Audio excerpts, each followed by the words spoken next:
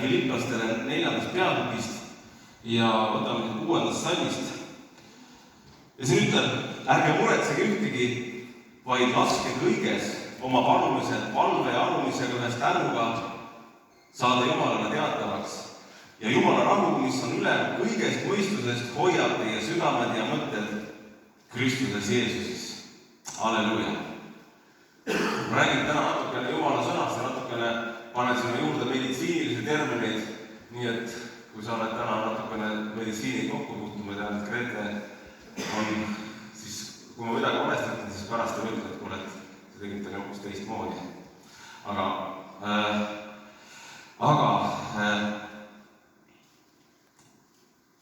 ärge muretsege ühtegi, ütleb Jumala sõna. Üks teine tõlge ütleb, ärge muretsege, parem palvetage. Ja Jumala rahu hoiab teie südamed ja teie mõtted. Need on 2 olulist komponenti meie elus, millest lähtub kogu meie elu, meie süda ja meie mõtted. Ja Piibel ütleb, et siis Jumala rahu, mis on ülem kui kõik, mida me suudame mõista või arvata, see hoiab meie südamed ja mõtted, see hoiab neid. See hoiab neid. Aga mis asi on Jumala rahu? Siim on siin enne rääkinud, mis on Jumala rahu, meil on harmoonia. Aga eile meil on ikka kombeks laupäeviti eestlastel saunas käia, eile on saunas ja pärast seda ma mõtlesin selle sõnumi peale.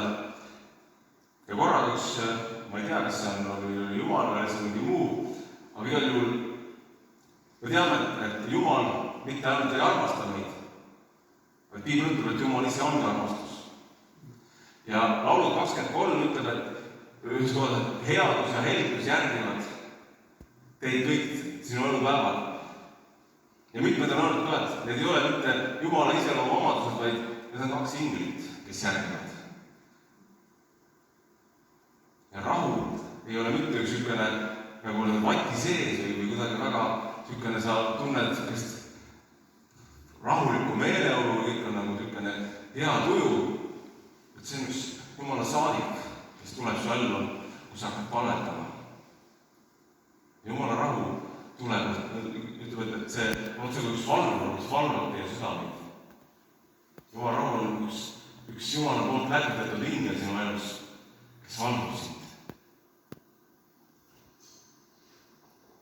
See on väga oluline, et meil oleks üks Jumala rahu, meil oleks üks rahu, mis valvab meie mõtete ja meie südamete üle. Miks?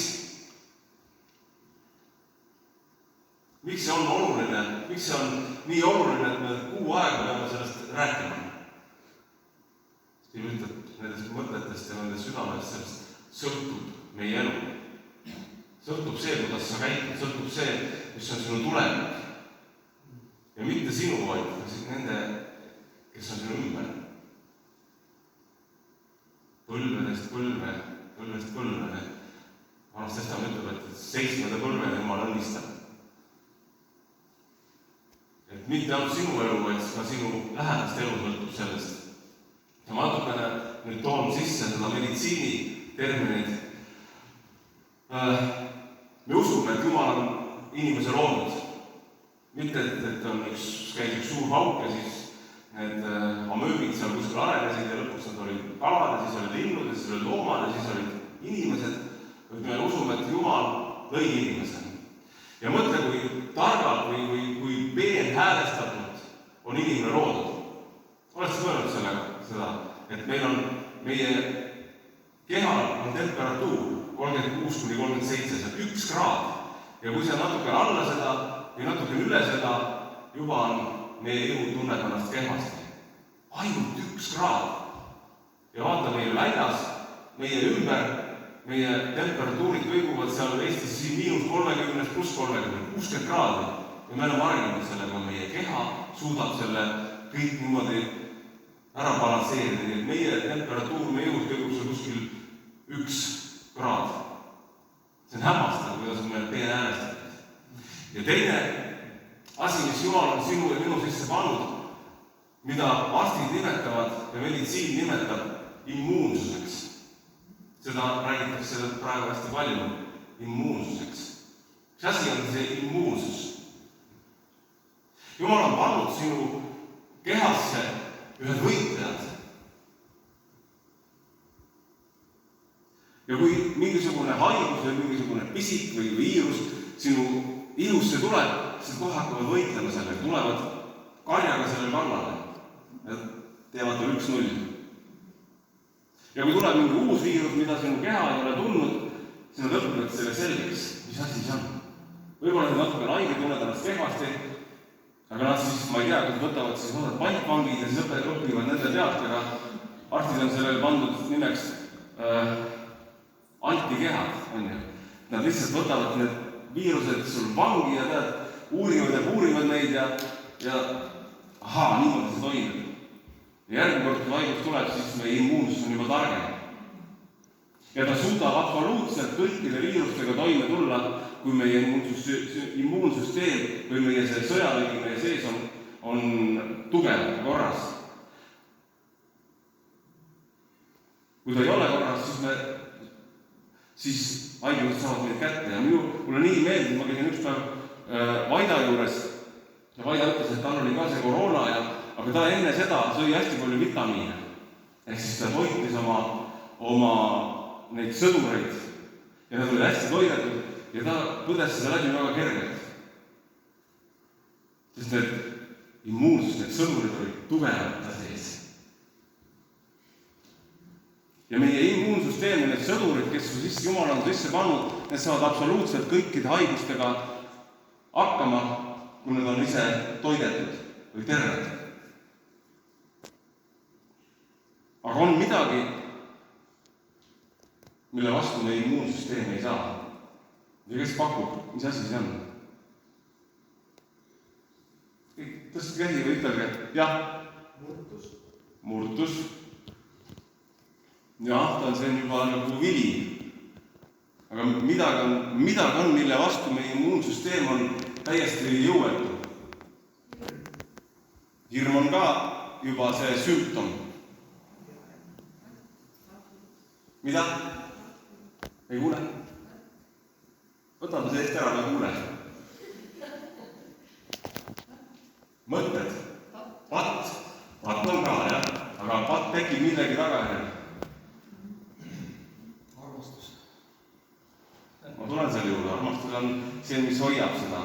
Aga need, mis asjad toimuvad meie peas ja meie südames, meie mõtted, see, kuidas sa mõtled, see immuunsüsteem ei saa sellele vastu.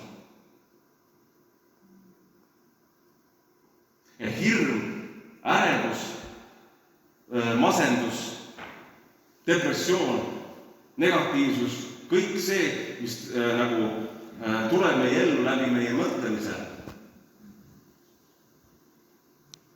Ja see ei ole mitte, ma ei loe seda kuskilt siit piiblist ka midagi, aga see on ka aastakümneid tagasi, aastasadu tagasi ka meditsiini inimeste poolt nagu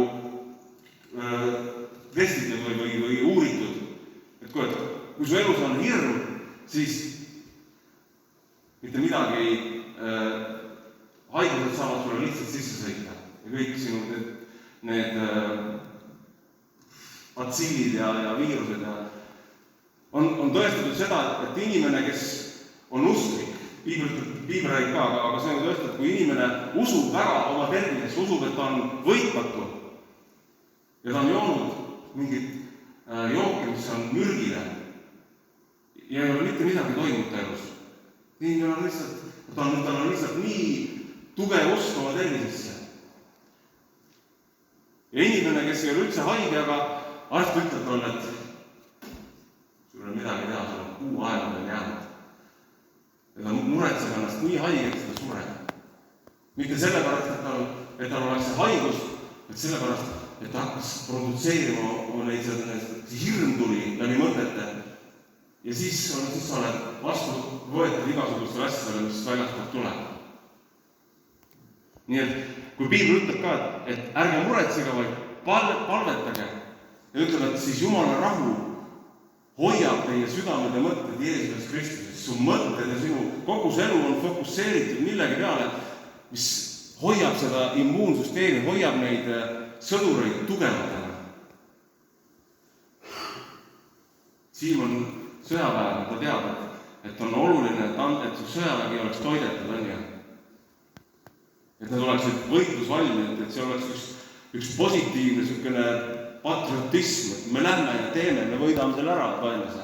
Mitte see, et ei tea, kui tuleb see väejuht, tuleb väejuht, ütleb, et lähme sõttega, no ma ei tea, kas ma ikka võidan, et see on ikka väga raske.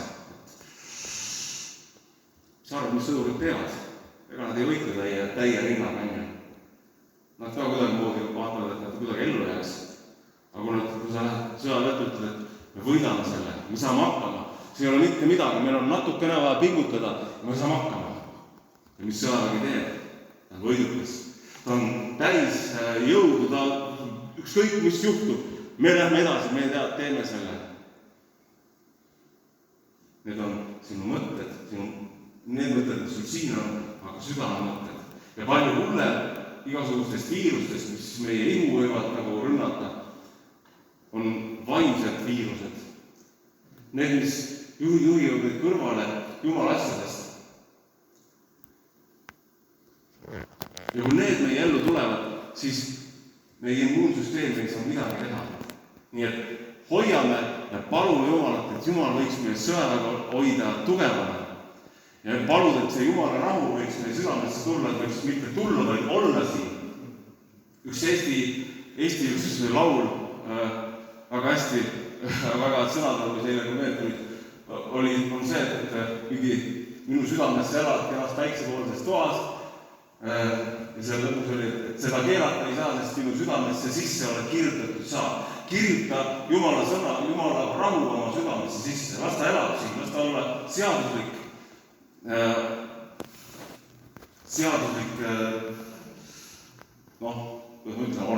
seaduslik Jumala ingel, kes on kirjutatud sinu ellu sisse. Las Jumala sõna, mis Jumala rahu elab, on sisse kirjutatud sinu südamesse. Et ta valvaks, üks tõlg ütleb, et ta valvab, et see Jumala rahu valvab meie südameid ja mõtteid.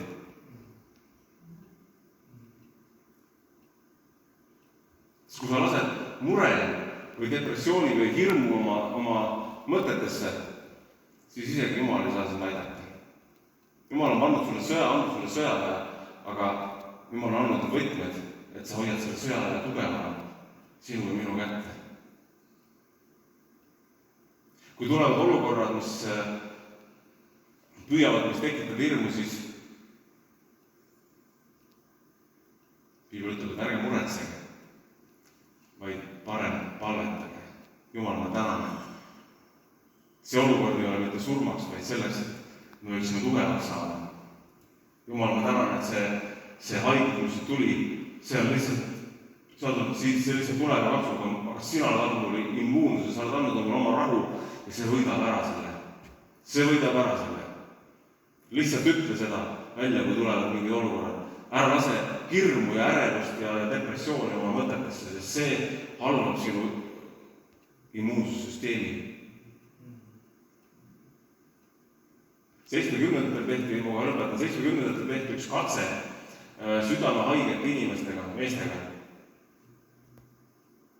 Ja selle katse tulemusena, siis tulemus oli sellised, et see grupp südamehaigeid mehi, kes sai oma kodus armastust, kus oli rahu, harmoonia, sellel grupil oli neid sümptomeid palju vähem kui selle teise grupil, kus peres ei olnud armastust, kus on harmooniat, see oli tülitsemine. Nendel oli palju rohkem neid sümptomeid. Mõlemad grupis olid südamehaiged mehed.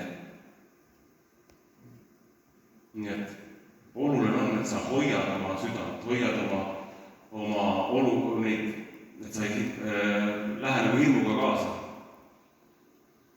See tapab su immuunsuse, nii sinu füüsilise immuunsuse kui ka vaimse immuunsuse.